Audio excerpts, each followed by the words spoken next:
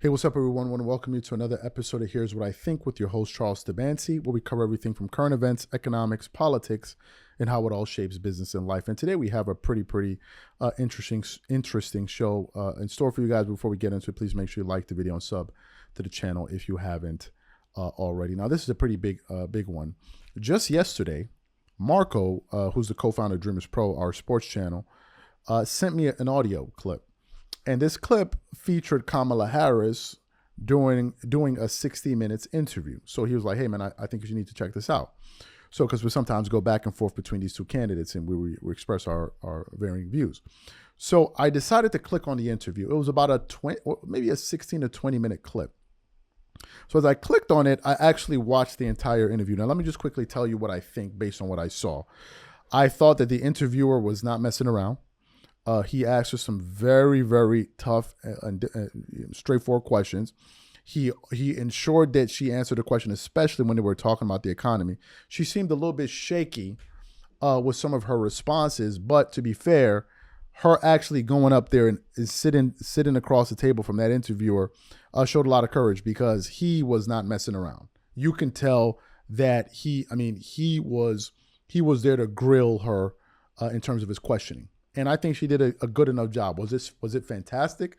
No. Was it the greatest interview I've ever seen? No. But I think it was good enough. And I think she did the best given the circumstances. I think that if she had a history of doing these type of things more regularly, probably she would have done better. Some people said that she didn't do well at all. As a matter of fact, I've seen various people reacting to it. You know, some people call it a shaky interview. Some people said she didn't do well at all. But overall, I think she did all right. If I had to give her a grade, I would give her a C plus B minus. It wasn't anything that really knocked me out of the park. But apparently, 60 Minutes was slated to interview both candidates. Not only were they slated to interview Kamala Harris, but they were supposed to interview Donald Trump. Now, apparently, Donald Trump and his campaign decided to reject the interview and turn down the interview. So at the beginning of this particular interview with Kamala Harris on 60 Minutes, they actually called out Donald Trump for ducking the interview entirely. So what we want to do is want to play what 60 Minutes had to say in response to Donald Trump deciding not to do the interview, and then want to come back and continue with the show. Take a listen to what they had to say here.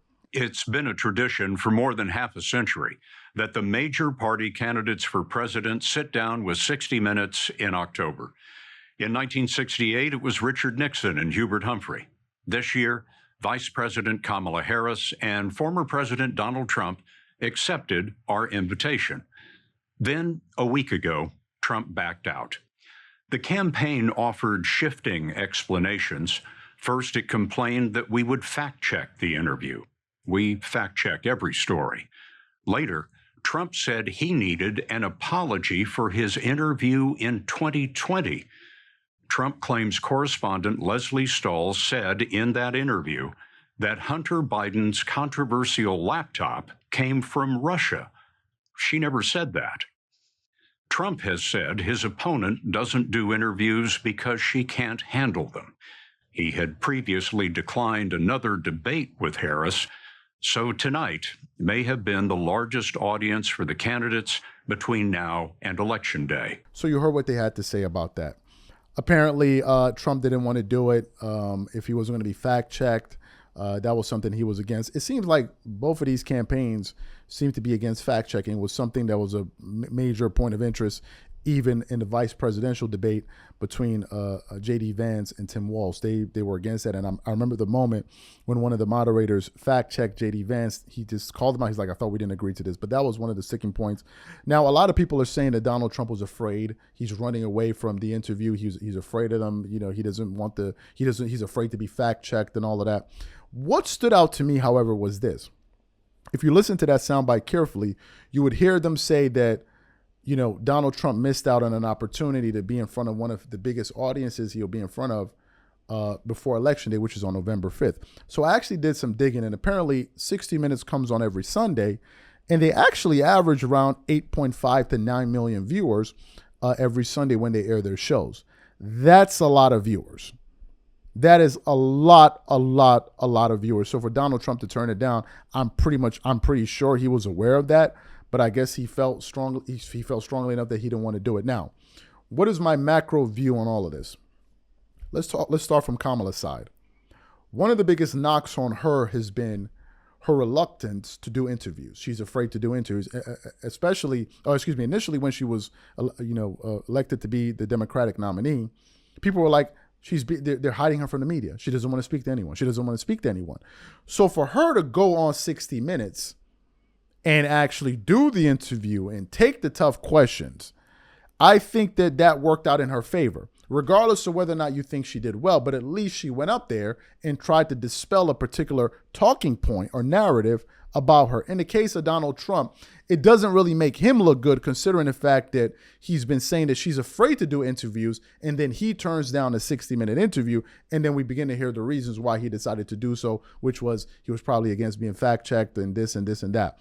To me, look, what I know right now, I'm not 100% sure that this 60 Minutes interview is going to make or break a particular candidate.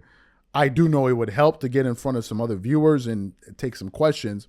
But really, this election is going to come down to those key battleground states. And I think that probably what Trump is thinking is that, look, we probably don't need to do this, and maybe we need to spend our time and invest our time in some of these battleground states. Probably that's what he's thinking. So what I want to know from the audience is a few things. Number one, how do you think Kamala did in that 60 Minutes interview? Do you think she did good? Do you think she bombed? Whatever. Number two, what do you think about Donald Trump deciding not to participate in the 60-minute interview? Do you think that was the right move or the wrong move? And ultimately, do you think that this 60-minute interview will play any role in the general election? Whatever you guys think, please leave your thoughts and comments in the comment section. We'll catch you on the next show.